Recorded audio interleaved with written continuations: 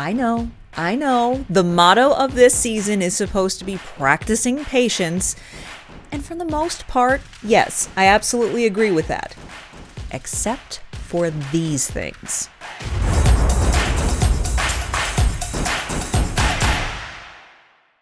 We're 12 games into the Canadiens season, and I think by now the message is clear.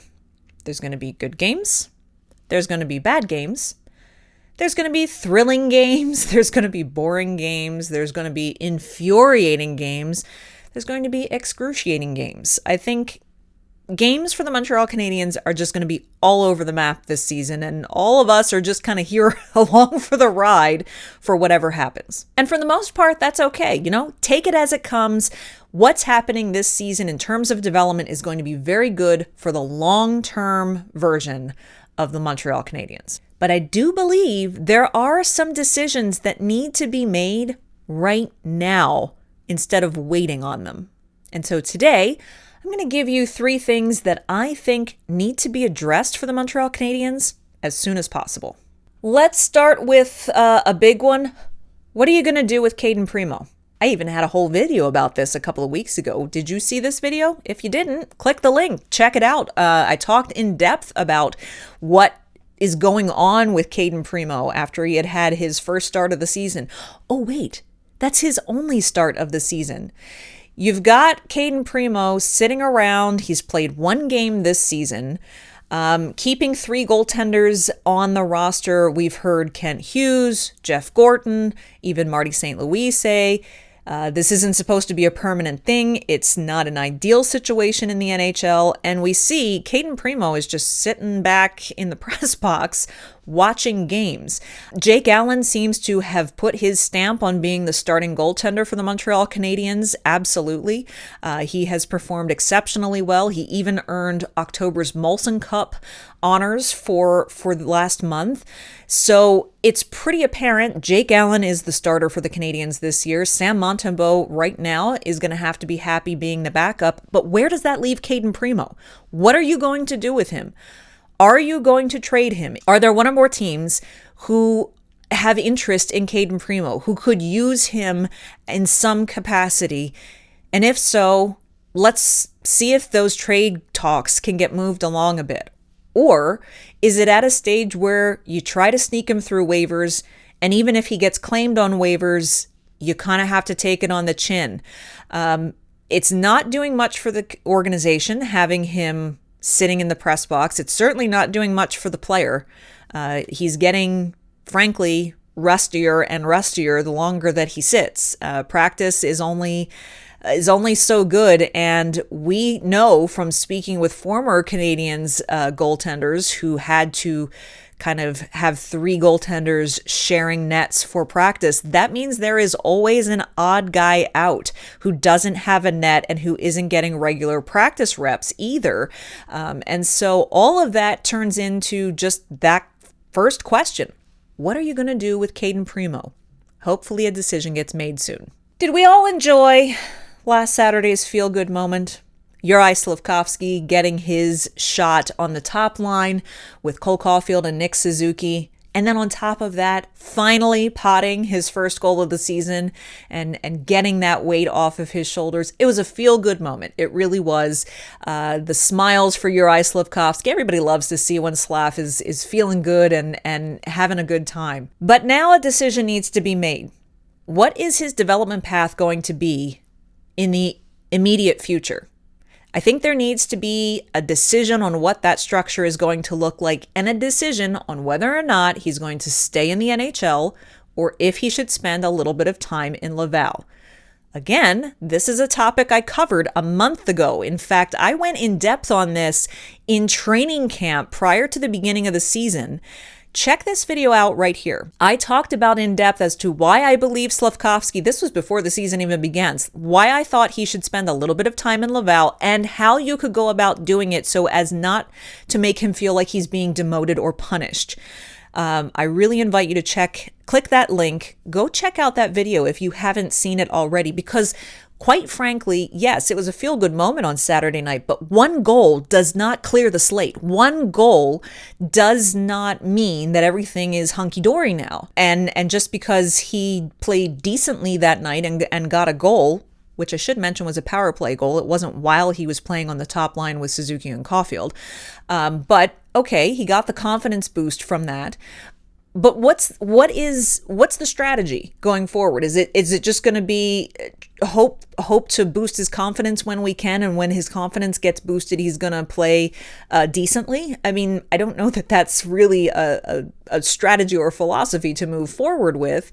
And no, you don't want to send him to Laval or push him down in the lineup in a way that's going to make him lose confidence or get down on himself. It's all player management in terms of young prospects, and the emotions that go with all of those things in their early years is a really delicate balance that coaching staffs and development staff have to really kind of navigate their way through. But I think a clear-cut path needs to be designated, not just, well, let's try this and let's try that and maybe this will work. While Saturday night might have quieted a little bit of the talk is still quite loud that developing in the NHL has really not worked yet for Uri Slafkovsky. Not yet, at least. So maybe it's time to make a decision on whether that needs to change or not. And if you really want to go in depth on this, it was the topic of discussion on this past week's Canadiens Connection podcast with Rick Stevens and Michael Spinella. If you missed that, I will leave that link up here for you as well. They really went in depth on, back kind of examining why Bobroff and the rest of the scouting staff really were high on Kent Hughes selecting Uri Slafkovsky first overall in 2022, and kind of what his path has been up till now. So it's a really good in-depth look. And in fact, just this past week, when I was discussing this a bit on Twitter, I had someone come back at me and say, no, absolutely not. Don't send Slafkovsky to Laval. Let Marty St. Louis work his magic on Slafkovsky like he did with Caufield. I understand the sentiment there from a fan who's passionate about the team and passionate about what Marty St. Louis is doing, and obviously has high hopes for Slafkovsky and is impressed with Cole Caufield's turnaround after Dominic Ducharme was fired from the organization. But let's remember something here. Marty St. Louis is not a magic wand that you can just sprinkle over any player who's struggling. Development is an exceptionally individual process. It is not a one-size-fits-all product.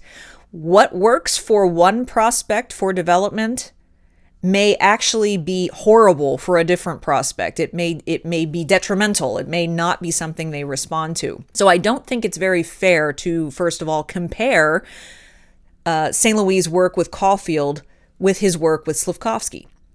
Also, not really fair to compare development progression for Caufield and Slafkovsky because they're two completely different types of players.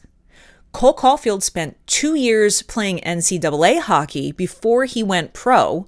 So all of those growing pains and learning moments and mistakes, he got to make a lot of those under Tony Granato at Wisconsin, not under the bright lights of the Bell Center. And that also meant that when he did turn pro, Cole Caufield was 2 years older than Uri Slafkovsky was entering the NHL. And 2 years at that age group is quite a difference in maturity, being able to absorb new environments, being able to learn from mistakes, all those kinds of things. So Cole Caufield, Uri Slafkovsky, two very highly touted Canadiens prospects, but they are two different players who came to the organization in two different situations, and really it's not fair to compare the two and how Marty St. Louis could or couldn't work with them. And finally, my third thing that I think needs to be addressed right away has to do with Cole Caufield and Nick Suzuki. Find a consistent winger for that top line. I think the time for the auditioning process on the top line is well overdue. Figure out who that's going to be on the top line with the two of them and put that forward there every single game and let that trio start to gel, find some chemistry, and start to learn each other's play inside and out so that they can actually start to produce something. If you're going to try someone consistently, why not make it Alex Newhook? You paid a big price to get him. He's had some glimpses of having some improvement from his time in Colorado. So stick him on the top line, and stick him on the top line for now, permanently. I mean, Caufield and Suzuki already have great chemistry together because they play together all the time, but they don't have a consistent third line mate. And I think that would go a long way towards helping that top line to be more productive. Just quickly, if you've been enjoying the content that we're putting out here on Rocket Sports Media's YouTube channel, won't you take a moment, if you haven't done so already, to just tap that subscribe button, hit the notification bell so you always find out when we've posted a new video. We do so 3 times a week. And also hit that like button and leave us a comment down below. Now, that commenter that I spoke about a few minutes ago, he also ended his comment by saying Laval is not a utopia. No, particularly this season, Laval is not a utopia, but that does not negate the fact that the AHL is a development league for the National Hockey League. But I will admit, Laval is going through some serious growing pains early in this season.